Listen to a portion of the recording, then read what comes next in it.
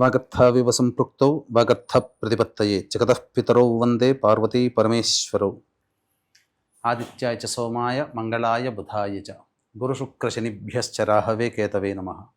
శృంగేరి జగద్గురు పీఠాధిపతులకి, కంచి పీఠాధిపతులకి నమస్కారములు తెలియజేసుకుంటూ కార్యక్రమాన్ని ప్రారంభిద్దాం. వీక్షించేటువంటి ప్రేక్షకులకి ఒక చక్కటి వార్త.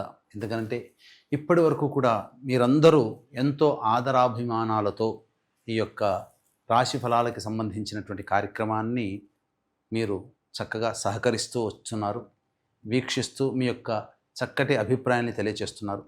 అయితే కామెంట్స్ రూపంలో మనకు కొన్ని విషయాలు వాళ్ళు తెలియచేయడం జరిగింది. ఎందుకంటే మేము పుట్టిన డేట్ ప్రకారం కూడా చూసుకుంటున్నాము కాబట్టి మేము పుట్టినటువంటి డేట్ అనేటువంటి దాని ప్రకారం కూడా మేము ఎలా చూసుకోవాలి, ఏ రాశి ప్రకారం మేము ముందుకు వెళ్ళాలి అని మాకు నక్షత్రాలు తెలియవు, డేట్స్ మాత్రమే తెలుసు, సంవత్సరాలు తెలియవు అని చెప్తున్నారు.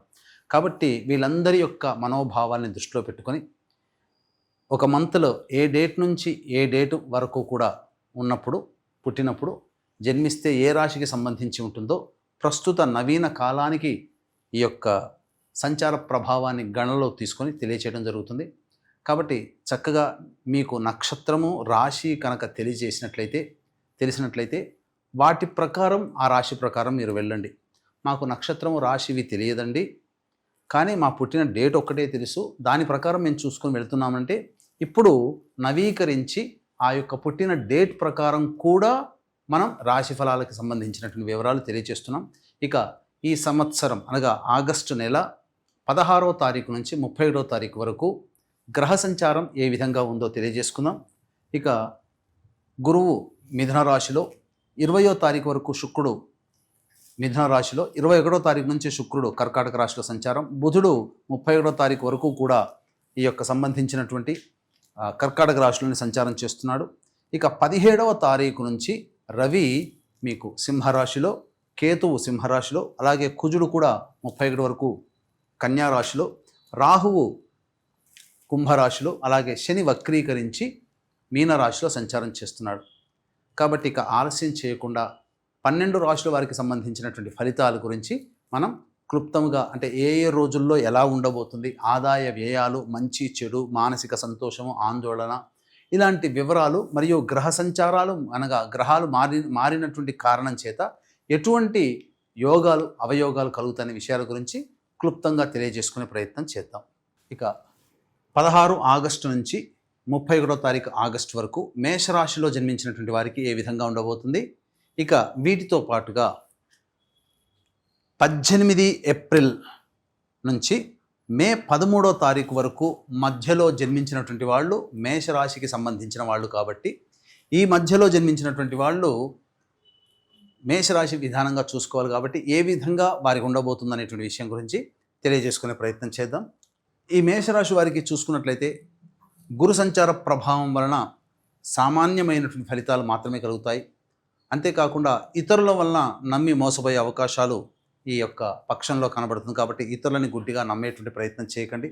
అలాగే శుక్రుడు కూడాను సంచార ప్రభావం వలన అనుకూలంగా ఉండడము, అలాగే నూతన వ్యక్తులు పరిచయ ప్రభావం అవ్వడము, 21వ తారీఖు నుంచి వాహన కొనుగోలు, గృహ మార్పు, లేదా చక్కగా వైభవోపేతమైనటువంటి జీవితాన్ని గడపడానికి కనుక చక్కటి దుస్తులు, ఆభరణాలు కొనుగోలు చేసే అవకాశం గోచరమవుతుంది.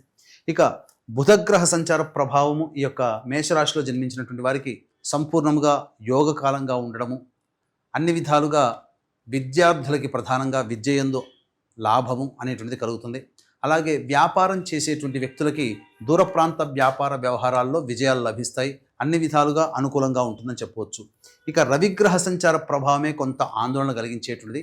ఇక ప్రధానంగా 16వ తారీఖు వరకు కూడా, 16వ తారీఖు రోజున కొంత ఆందోళనగా ఉన్నప్పటికీ కూడా మానసికమైనటువంటి ప్రశాంతత లేని జీవితాన్ని, అనగా చేస్తున్నటువంటి వృత్తి ఉద్యోగ వ్యాపారాల్లో బిజీ స్కెడ్యూల్ ఉండడం వల్ల కావచ్చు, ఒత్తిడి ఎక్కువగా ఉండడం వల్ల కొన్ని ఇబ్బందికర పరిస్థితులు అనేటువంటి తలెత్తుతాయి. తండ్రి గారి ఆరోగ్యం పట్ల శ్రద్ధ వహించాల్సినటువంటి పరిస్థితి అని చెప్పవచ్చు.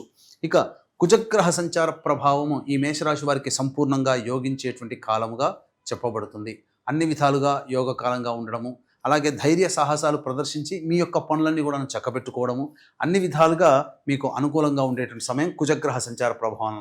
ఇక రాహుగ్రహ ప్రభావం కూడా అనుకూలంగా ఉన్నటువంటి కారణం చేత ప్రధానంగా మీకు తెలియకుండానే మీకు వచ్చేటువంటి ఆపదలు మిమ్మల్ని దాటి వెళతాయి. అనగా మిమ్మల్ని ఏమాత్రం కూడా బాధించకుండా ఉండడం అన్ని విషయాల్లో మీకు యోగకాలంగా ఉంటుంది. అయితే ఈ యొక్క శని ద్వాదశ స్థానంలో స్థితి పొంది ఉండి వక్రీకరించినటువంటి కాలం చేత శుభ అశుభ మిశ్రమ ఫలితాలు అనేటువంటివి కలుగుతాయి.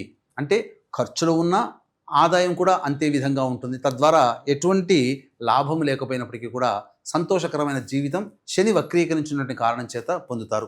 ఏతావాత చెప్పొచ్చేది ఏమిటంటే రవి మరియు అలాగే గురుగ్రహ ప్రభావము అనుకూలంగా లేదు. మిగతా గ్రహాలన్నీ కూడాను సంపూర్ణంగా యోగిస్తున్నటువంటి కారణం చేత మంచి శుభ ఫలితాలు పొందుతారని చెప్పవచ్చు.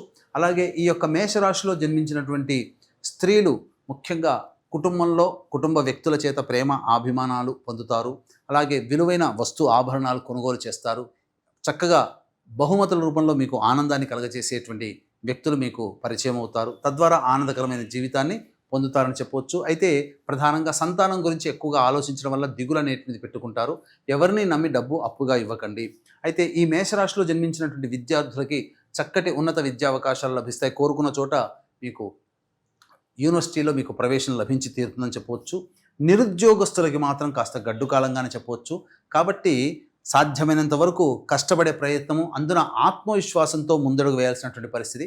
కాబట్టి జాగ్రత్తగా మీరు ఆలోచించి ఉద్యోగ సంబంధమైన విషయాల్లో చక్కగా మీరు ఇంటర్వ్యూలు చేయాలని చెప్పవచ్చు. ఇక గమనించుకున్నట్లయితే వివాహానికి సంబంధించినటువంటి ప్రయత్నాలన్నీ కూడా కొలికి వస్తాయి. వివాహ సంబంధాలు నిశ్చయమయ్యే అవకాశం ఉంటుంది. కాబట్టి జాగ్రత్తగా వివాహం కాని యువతి యువకులకి సంపూర్ణంగా యోగవంతంగా ఉంటుందని చెప్పవచ్చు. ఇక సంతానాన్ని ఆశించేటువంటి వ్యక్తులు మాత్రం కాస్త జాగ్రత్తలు పాటించాల్సినటువంటి చలువ పదార్థాలు తినాలి ఆడవాళ్ళు. అదేవిధంగా సంతానపరంగా ప్రయత్నం చేయాలనుకునేటువంటి వాళ్ళు తప్పకుండా విష్ణు యొక్క ఆరాధన ఈ యొక్క మాసంలో చేస్తే మంచి సంతానం కలుగుతుంది అని చెప్పవచ్చు. ఇక ఏతావాత సంబంధించినటువంటిది ఆగస్టు 16వ తారీఖు నుంచి 31వ తారీఖు వరకు రోజువారీ కార్యక్రమాలలో మంచి చెడు ఏ విధంగా ఉండబోతుంది, ఖర్చుల ఆదాయం ఏ విధంగా ఉండబోతుంది అనే విషయం గురించి క్లుప్తంగా తెలియజేసుకుందాం. ఇక వీక్షించేటువంటి ప్రేక్షకులు కూడా గమనిక 22వ తారీఖు రోజున చతుర్దశి అమావాస్య కలిసినటువంటి రోజున ఈ విశిష్టమైనటువంటి శ్రావణ అమావాస్య రోజున మన పీఠంలో ఆధ్వర్యంలో తండ్రి వైపు 6 తరాలు తల్లి వైపు 3 తరాల్లో ఏవైనా దుర్మరణాలు కనుక ఉన్నట్లయితే పితృదోష ప్రభావం ఉంటుంది. ఈ పితృదోష ప్రభావం వలన కుటుంబంలో ఎటువంటి అభివృద్ధి ఉండదు, ప్రశాంతత లేని జీవితాన్ని గడుపుతారు, పెళ్ళిళ్ళు కావు, సంతానం కలగదు. అలాగే అన్ని విధాలుగా అన్ని అవకాశాలు నోటిదాకా వచ్చి వెనక్కి వెళ్ళిపోతాయి. కాబట్టి ఇటువంటి దోషములు ఎన్ని పూజలు చేసినా ఫలించవు. కాబట్టి ఇటువంటి వాటికి పరిహారంగా 22వ తారీఖు రోజున మన పీఠం ఆధ్వర్యంలో పితృదోష నివారణ కార్యక్రమాలు అనేటువంటి జరిపించడం జరుగుతుంది. అవకాశం ఉన్న వాళ్ళు ఈ కార్యక్రమ తదనంతరం కాంటాక్ట్ చేసి ఆ కార్యక్రమంలో ఏ విధంగా పాల్గొనాలో పూర్తి వివరాలు తెలుసుకోవచ్చు. ఇక గమనించుకున్నట్లయితే రాశి వారికి 16వ తారీఖు రోజున ప్రధానంగా పెండింగ్లో ఉన్నటువంటి పనులన్నీ కూడా పూర్తి చేసుకుంటారు. బాధ్యతాయుతమైనటువంటి స్థితిలో ఉంటారు. విందులు వినోదాలు కుటుంబ సభ్యులతో గడుపుతారు. ధనపరమైనటువంటి ఇబ్బందుల్ని తొలగించుకుంటారని చెప్పవచ్చు. ఇక 17, 18వ తారీఖులో గనక చూసుకున్నట్లయితే ప్రధానంగా ఈ సంబంధించినటువంటి కుటుంబ పరంగా ఆందోళన అధికంగా ఉంటుంది. మనస్సు ప్రశాంతంగా ఉండదు, ఖర్చులు అధికంగా ఉంటాయి, కుటుంబ సభ్యులతో వాగ్వివాదాలు ఉంటాయి. కాబట్టి లౌక్యంతో వ్యవహరించండి. ఇక 19, 20వ తారీఖులో కనుక చూసుకున్నట్లయితే ప్రధానంగా రాని బాకీలు వసూలవుతాయి. ధనపరమైనటువంటి నష్టాలు అనేటువంటివి నివారణ అవుతాయి. అన్ని విధాలుగా అనుకూలంగా ఉంటుంది. ముఖ్యంగా మీకు స్త్రీలు సహాయ సహకారాలు అందించడం ద్వారా మీ యొక్క పనులన్నీ కూడా చక్కబెట్టుకుంటారు. నూతన వ్యక్తులు పరిచయం అవుతారు, ఆనందంగా జీవిస్తారని చెప్పవచ్చు. ఇక 21, 22వ తారీఖుల్లో కనుక చూసుకున్నట్లయితే వాహన ప్రమాదాలు చోటు చేసుకునే అవకాశం ఉంది. వాహన పరంగా మరమ్మతులకి అలాగే ఇంట్లో గృహ మరమ్మతులకి ఖర్చులు అధికంగా ఉంటాయి. తల్లిగారి ఆరోగ్యం పట్ల శ్రద్ధ వహించాల్సినటువంటి పరిస్థితి, ఆందోళనకరమైన జీవితాన్ని గడుపుతారని చెప్పవచ్చు. ఇక 23, 24, 25 తేదీల్లో మీ ఆరోగ్యం పట్ల శ్రద్ధ వహించాలి. అనారోగ్య సూచనలు, జ్వరంతో బాధపడే అవకాశము, అకస్మాత్తుగా అనారోగ్యం చేయడం లాంటివి ఉంటాయి. అలాగే సంతానపరంగా ఆలోచన చేయాలి. వృధా కాలయాపన చేస్తారు. ఏ పని యందు ఆసక్తి ఉండదు, కాలము వేస్ట్ అవుతుందని చెప్పవచ్చు. ఇక 26, 27, 28, 29, 30 ఈ తేదీలలో మీ యొక్క ధైర్య సాహసాలే మీకు విజయాన్ని తెచ్చిపెడతాయి. అన్ని విధాలుగా అనుకూలంగా జీవితం ఉంటుంది. రాని బాకీలు వసూలవుతాయి, ధనపరమైనటువంటి సమస్యలు తీరుతాయి.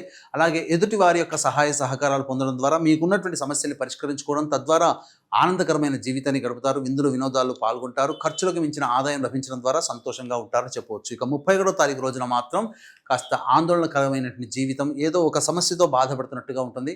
ఏది ఏమైనప్పటికీ కూడా ప్రధానంగా చూసుకున్నట్లయితే 21, 22, 23, 24, 25 మరియు 31వ తారీఖుల్లో ప్రశాంతకరమైన జీవితాన్ని గడపలేరు.